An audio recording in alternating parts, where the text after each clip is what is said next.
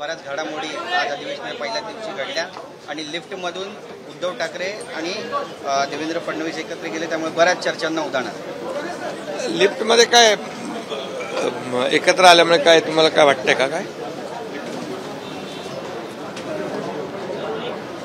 कोणी लिफ्ट मागितली तरी ते 6व्या मजल्यापर्यंत ती लिफ्ट काय पोचू शकणार नाही. आणि 2 वर्षापूर्वी त्यांनी लिफ्ट शिफ्ट केल्यामुळे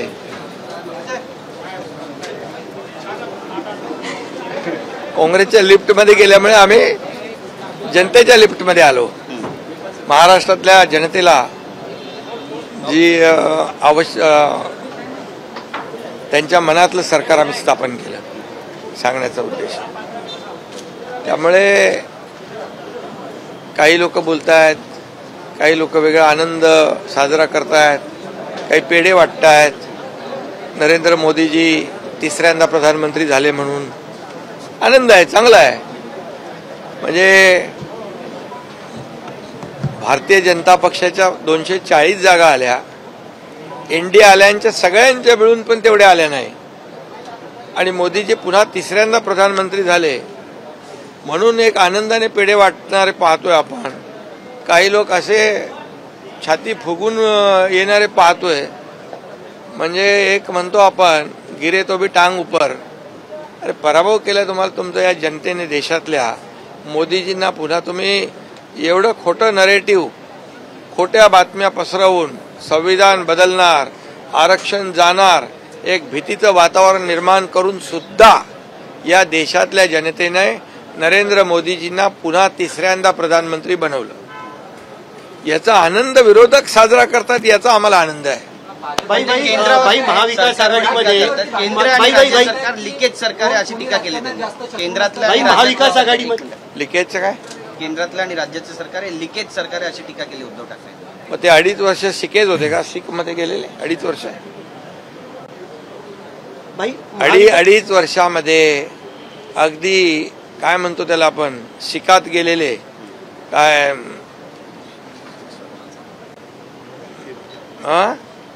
त्याला काय म्हणतो आपण,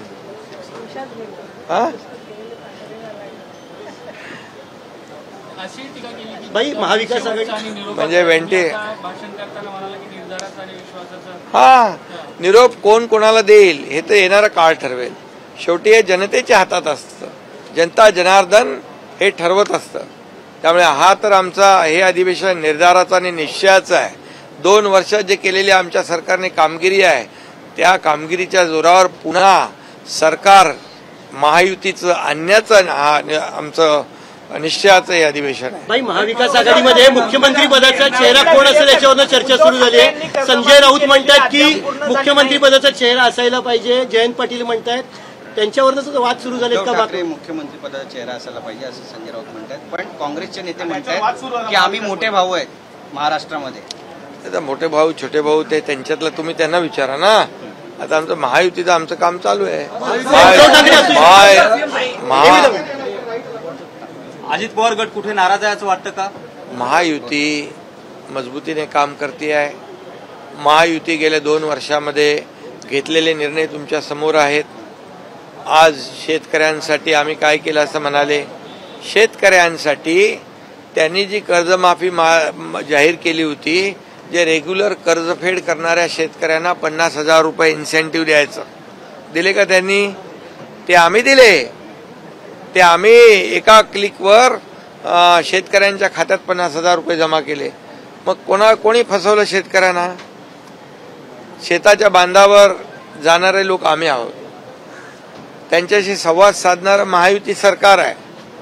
आता ते बांद्रा ते बांधा कधी पाहिलंय का? कसं शेतकऱ्याचं दुःख कळेल? त्याला शेतावर जावं लागतं, चिखल तुडवावा लागतो, इर्शाळवाडीसारख्या ठिकाणी जावं लागतं, फील्डवर जावं लागतं. घरी बसून सगळ्या गोष्टी समजत नाहीत.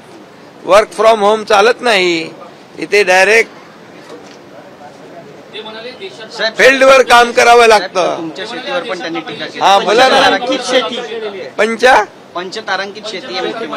मग ते लंडन मधल्या पंचतारांकित हॉटेलपेक्षा पंचतारांकित शेती केव्हाही बरी की नाही? बरी ना. का शेतकऱ्यांनी चांगलं पंचतारांकित शेती करू नये का?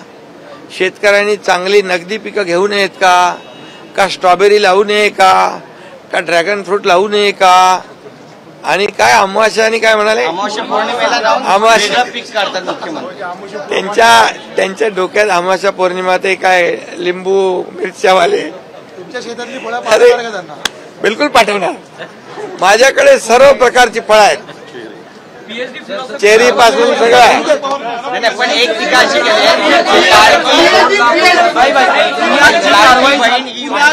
पुण्यात जी कारवाई झाली पबवर, असं म्हटलं जाते विरोधकांकडून की पब नाही तोडले गेले, फक्त त्याच्या भिंतींवर एकंदरीत दिखावपणा म्हटलं जातं.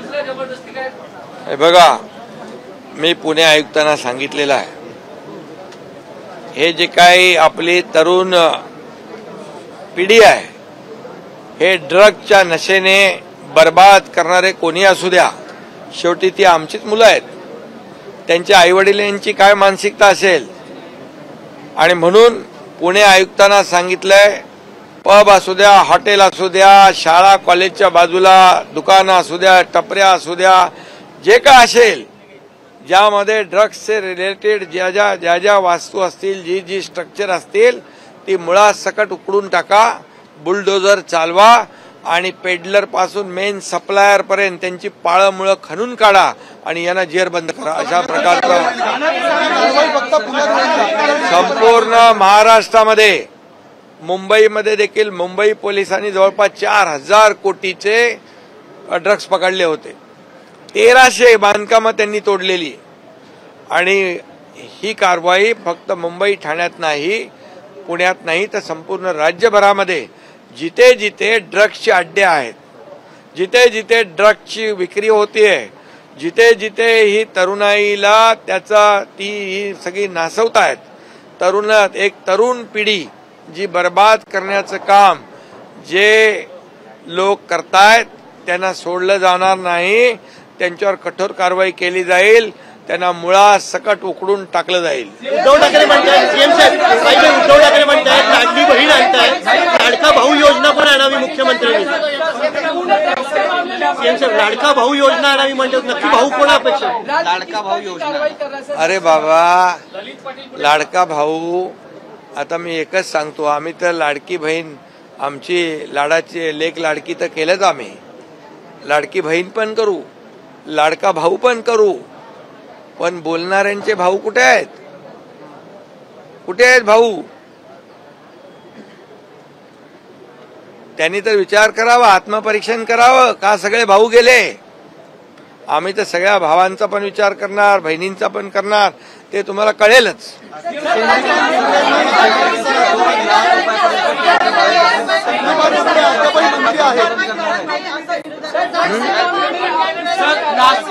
सीएम साहेब ठाण्याच्या विषयी रोहित पवारांनी मुरबाडचा एक व्हिडिओ ट्विट केले. काय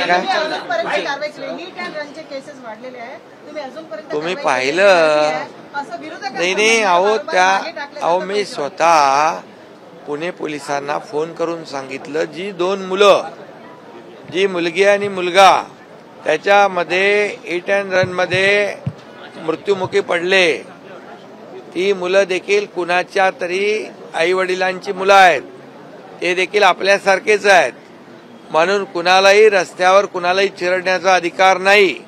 आणि म्हणून त्या प्रकरणामध्ये आपण किती मुळापर्यंत खोलपर्यंत गेलो हे तुम्हाला माहित आहे.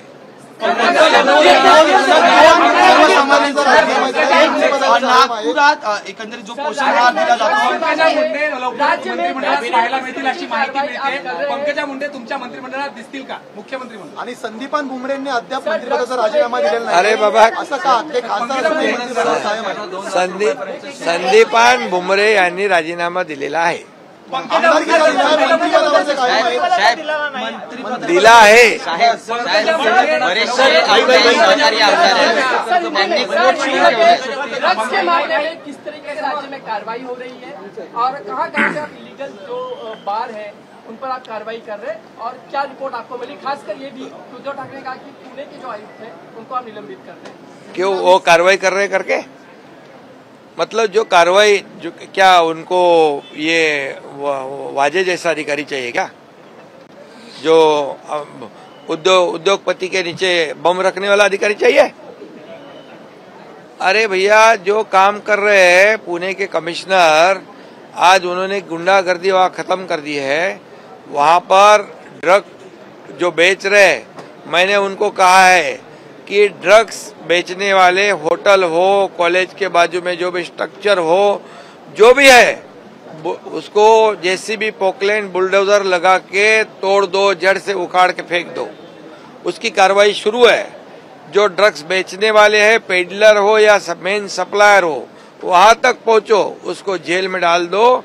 और ये पूरी कार्रवाई आज पुणे में शुरू है। मैं पुलिस कमिश्नर को उनको धन्यवाद दूंगा कि वो जो कार्रवाई कर रहे हैं, वो लगातार जब तक पूरा पुणे ड्रग फ्री नहीं होता है तब तक उनकी कार्रवाई चालू रहेगी।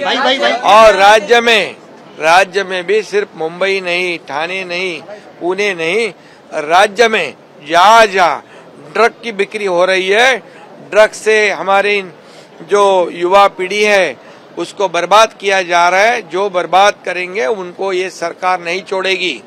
जहाँ उनके अड्डे हैं पूरे उद्ध्वस्त किए जाएंगे, तोड़े जाएंगे और उनको जेल के सलाखों के पीछे डाल दिया जाएगा। भाई, तुम्ही वैद्यकीय क्षेत्रात कार्यरत भाई रोहित पवारांनी एक वीडियो जिस तरीके से संजय राउत दिल्ली में बैठ के कहते हैं कि चेहरा मुख्यमंत्री का उद्धव ठाकरे होना चाहिए, और दूसरी ओर हम जयंत पाटिल को देखते हैं, वो कहते हैं कि इस तरह की बातें महाविकास आघाड़ी अब से ही नहीं होनी चाहिए। क्या समन्वय का अभाव है? दूसरी ओर संजय राउत का क्या प्रेशर है शिवसेना का महाविकास आघाड़ी?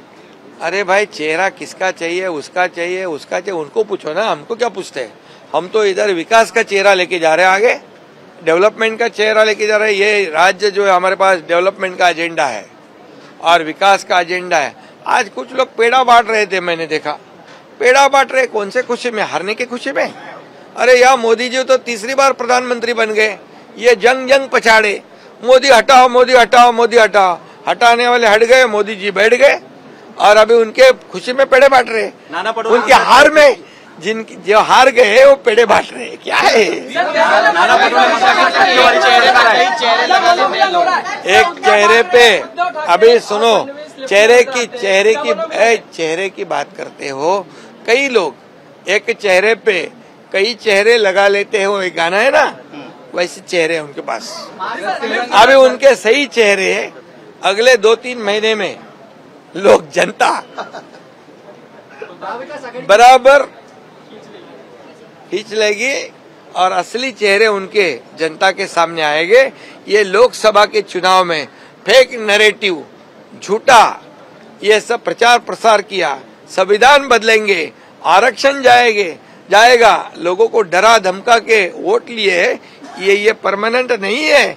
वो खुशी में मस्तियां कर रहे हैं, अच्छी बात है, लेकिन आने वाले विधानसभा चुनाव में मैं आपको दावे के साथ कहता हूं कि लोगों को पता चल चुका है काम करने वाली सरकार कौन है, झूठे वादे देने वाली सरकार कौन थी और झूठे जो अफवाहें फैलाने वाले कौन थे।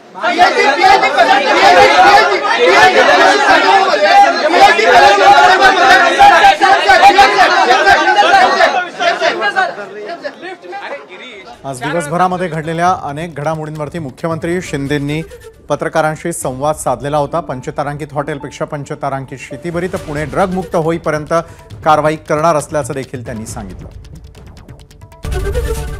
एबीपी माझा, उघडा डोळे बघा नीट।